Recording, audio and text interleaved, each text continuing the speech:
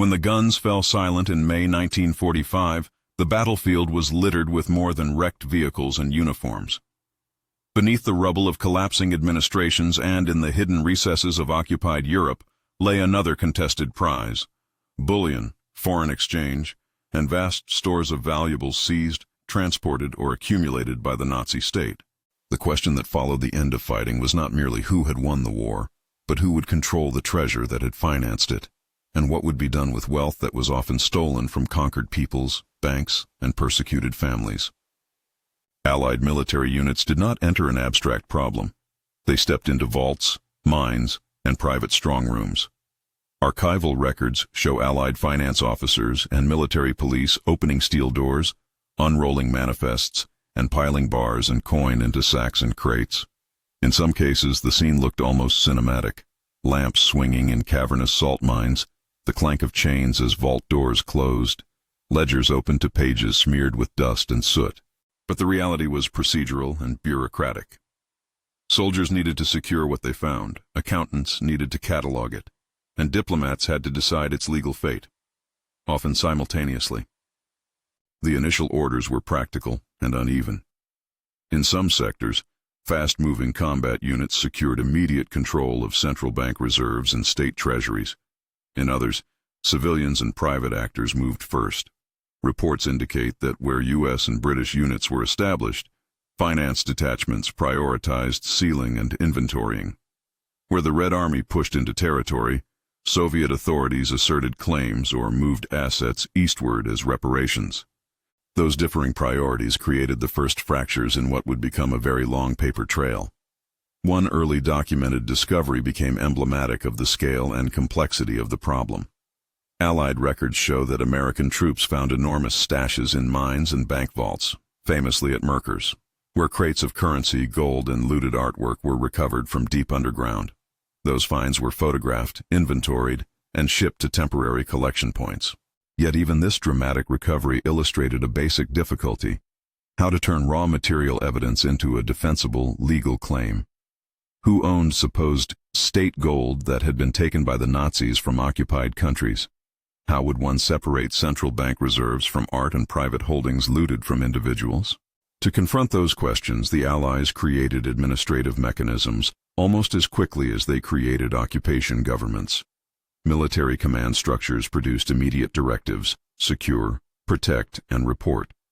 Almost concurrently, diplomatic bodies and multinational commissions were formed to bring legal order to the chaos.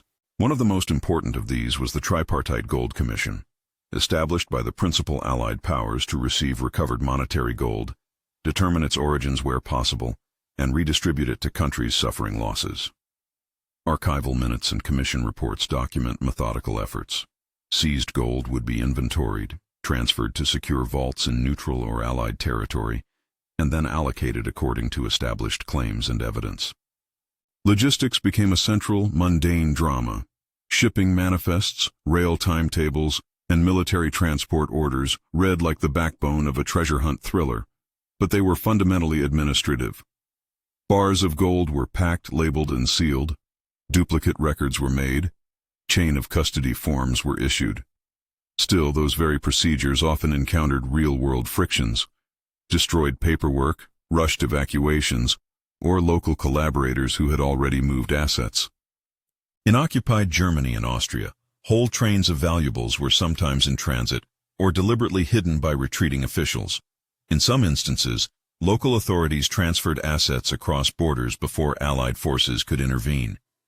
Each break in documentation opened a window for later disputes, and in the absence of clear records, for rumors. Neutral banks and financial intermediaries compounded the difficulty. Switzerland, Sweden, Portugal, and others had been channels for wartime trade and capital flows. Documentary evidence shows that neutral banking systems handled large volumes of transactions during the war, including payments for raw materials and transfers of foreign reserves.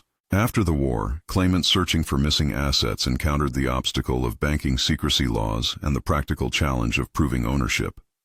Dormant accounts, closed institutions, and coded ledger entries meant that tracing a payment back to a specific owner could be a years-long forensic task. The story of Swiss banks occupies a special place in the popular imagination, and thus deserves careful distinction between documented fact and enduring myth. It is documented that Swiss banks accepted deposits and facilitated transactions throughout the war, and that, in some cases, assets of dubious origin passed through Swiss financial institutions. What is less documented are many of the more sensational claims that crystallized in public discourse. Sweeping assertions that Switzerland deliberately concealed and kept vast tranches of looted gold on a scale equivalent to a national theft. Investigations and lawsuits decades later, particularly waves of scrutiny in the 1990s, forced Swiss banks to open files, return some assets, and reach settlements in specific cases. Those actions confirmed that problematic transfers occurred, but archival evidence and legal findings show a far more nuanced reality than the simplified billions hidden in basement vaults narrative.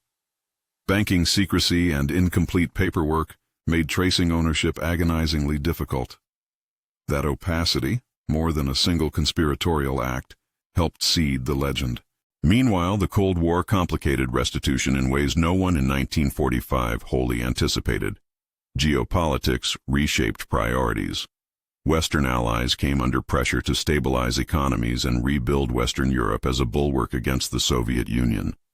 Soviet authorities, on the other hand, saw reparations and seized German assets as compensation for colossal wartime losses. In practice, this meant that some assets were formally allocated through multilateral channels, while others were transported or retained by occupying powers as part of broader security and political aims. Archival records from Allied occupation administrations and Soviet declassified files show this duality. Official redistribution through commissions existed side by side with unilateral removals framed as reparations. The Tripartite Gold Commission performed a difficult bureaucratic task for decades: accept recovered gold, research its provenance where possible, and distribute it to claimant states. Commission minutes and shipment logs document that a portion of recovered gold was returned to countries whose central banks could substantiate losses. But the Commission also confronted many unknowns. Some gold could not be reliably attributed to any single claimant, because Nazi records had been falsified, seized records destroyed, or ownership simply unrecorded. In those cases, the Commission sometimes retained assets, or allocated them on equitable grounds. In other instances, assets lingered in reserve pools. That legal pragmatism satisfied some claimants and angered others. Where private victims sought restitution, the road was even more complicated. Jewish communities and individual survivors pursued claims for personal property, artwork, family heirlooms, bank accounts, but such claims often required paper trails that had been deliberately erased. Restitution involved painstaking detective work. Photographs, family correspondences, and invoices were compared against dealer records, museum catalogs, and shipping manifests. Public records contain both successes and failures. Museums and families won the return of works when evidence was strong. Other heirs still wait or were denied because proof could not meet the evidentiary bar, leaving moral urgency at odds with legal formalism. These procedural struggles created fertile ground for enduring mysteries. Early, conflicting reports and the media's appetite for dramatic numbers fueled speculation about missing billions. Logistics and arithmetic can help explain why those numbers proliferated. Wartime transfers involved multiple currencies, gold bullion, and movable valuables. Price inflation and post-war exchange rates made any retrospective valuation volatile. And the secrecy shrouding many transactions allowed speculation to harden into legend. Myth-busting requires stepping back. For a claim that a single cache of enormously valued bullion vanished, one must ask two practical questions. Could the physical logistics of transport and concealment support that claim, and do contemporaneous records show a plausible paper trail? Where either answer is negative, the story often leans toward rumor. That does not mean every extraordinary claim lacks foundation. Over the decades, researchers, journalists, and archivists have uncovered significant recoveries and surprising transfers. The opening of archives and targeted investigations have produced documented recoveries of gold and other assets long thought lost. Investigative projects have also revealed cases in which intermediaries profited from opaque transactions, or where institutions failed to exercise due diligence. But where sensational claims identify clear, specific modern wrongdoers, the documentary record is typically required to back them up.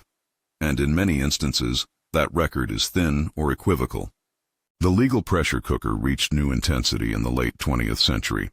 Survivors and claimant states pressed for greater transparency and for the opening of records.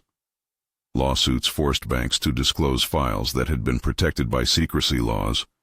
Commissions and courts adjudicated claims, sometimes ordering restitution or compensation. These efforts produced notable recoveries and public reckonings. They also exposed the limits of what legal processes could do when documentation no longer existed. In the art world, high-profile discoveries, such as caches of looted pieces hidden for decades, reinforced the idea that tangible recoveries remained possible. But the gold question proved harder simply because capital moves are less visible than a painting that sits, dusty and recognizable, in a collector's attic. Even today, unresolved puzzles remain. Some shipments listed in wartime manifests appear to have been rerouted without full explanation. Some accounts were closed with no clear record of beneficiaries. Modern historians and forensic accountants continue to comb national archives, bank records, and wartime logs to reconstruct the flows. Where historians find gaps, conspiracy-minded narratives find oxygen. The sober answer the archives often provide is nuanced. Portions of assets were documented and returned. Others were legitimately retained as reparations by occupying powers. Some disappeared into private hands under dubious circumstances. And a residual category remains where records are insufficient to draw a firm conclusion. Label those last cases properly as unresolved or unverified, not proof of a single grand theft, but indicative of systemic opacity and wartime disruption. What does this mean for the popular image of Nazi gold? The documentary record establishes several core truths.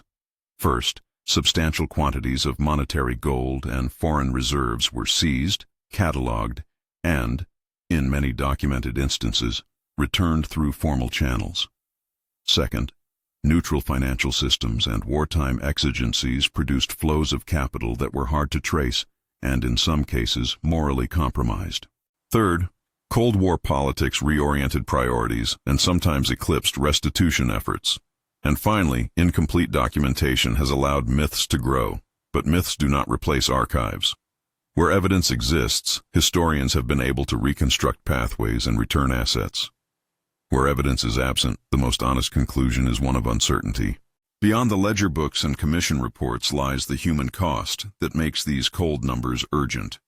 Behind every recovered bar or returned painting are families who lost livelihoods, communities stripped of cultural heritage, and survivors seeking a measure of justice. Restitution matters because it is not merely about material value, it is about acknowledgement and accountability. The decades of research, litigation, and negotiation are testimony to a stubborn insistence that material wrongs merit redress, even if that redress can be slow and incomplete. So what happened to the Nazi gold after World War II? Part of it was recovered, catalogued, and redistributed through formal Allied processes and commissions. Part of it was appropriated or retained under the rubric of reparations by victors, a historically documented practice.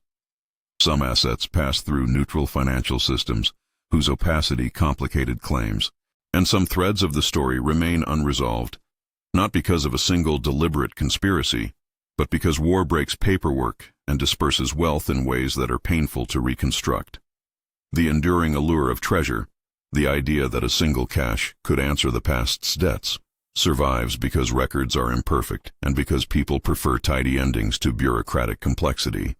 If this investigation has caught your interest and you want more deep-dive histories like this one, consider subscribing. For historians, archivists, and heirs still working through these files, the lesson is clear. Follow the paper trail, temper expectations with evidence, and remember the human stakes behind the loot. For everyone else, the moral is less about mystery and more about memory. Even when gold and valuables are counted, the ledger cannot easily restore what was stolen from lives and families. In the end, the mystery of Nazi gold is part ledger, part geopolitics, and part human story. Archives resolve some questions. They also reveal new complexities. Some questions now have answers grounded in documents and restitution outcomes. Others persist because the records do not. That tension, between documented recovery and stubborn absence, is the reason the story continues to fascinate and to matter. If you want to follow up, watch our next episode where we trace how wartime naval assets were handled after 1945 and how those decisions shaped the post-war world.